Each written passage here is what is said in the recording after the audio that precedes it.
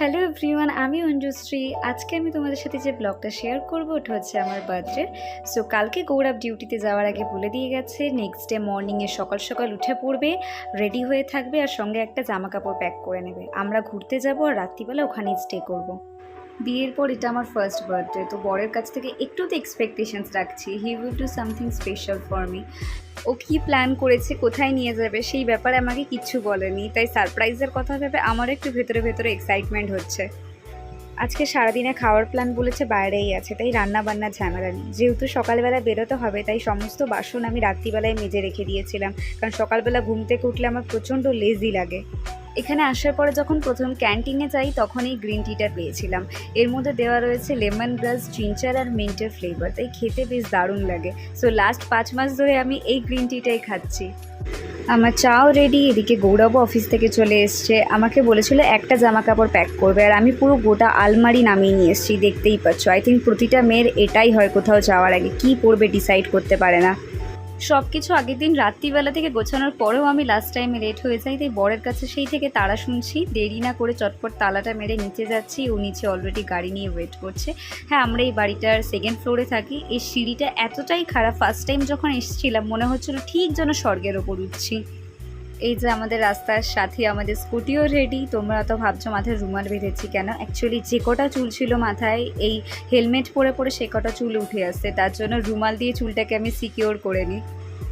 So আমরা রাস্তায় বেরিয়ে পড়েছি। সামনে তোমরা যে গেটটা দেখতে পাচ্ছ এটা হচ্ছে হরিয়ানার বর্ডার, আম্বালা। এরপরে স্টার্ট হবে পাঞ্জাব, আর এই হচ্ছে চণ্ডীগড়। চণ্ডীগড় পার করে তারপরে আমরা যাব হিমাচল প্রদেশ।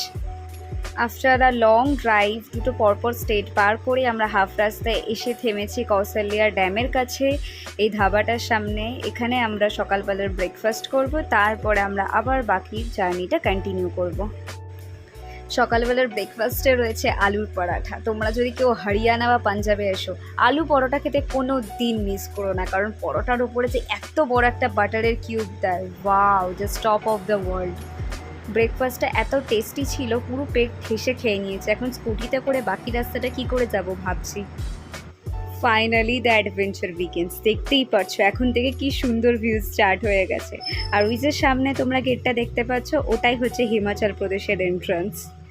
ওই দেখো সামনে বোর্ডে লেখা রয়েছে সোলান 42 কিলোমিটার আর সিমলা 89 কিলোমিটার।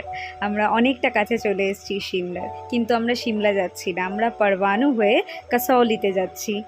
এই জায়গাটা এত সুন্দর লাগছে আমি বলে প্রকাশ করতে পারছি না। আকাশে দেখতে পাচ্ছ কি কালো মেঘ করেছে, মনে হচ্ছে এখনই এই মেঘটা আমাদের গিলে খেয়ে নেবে।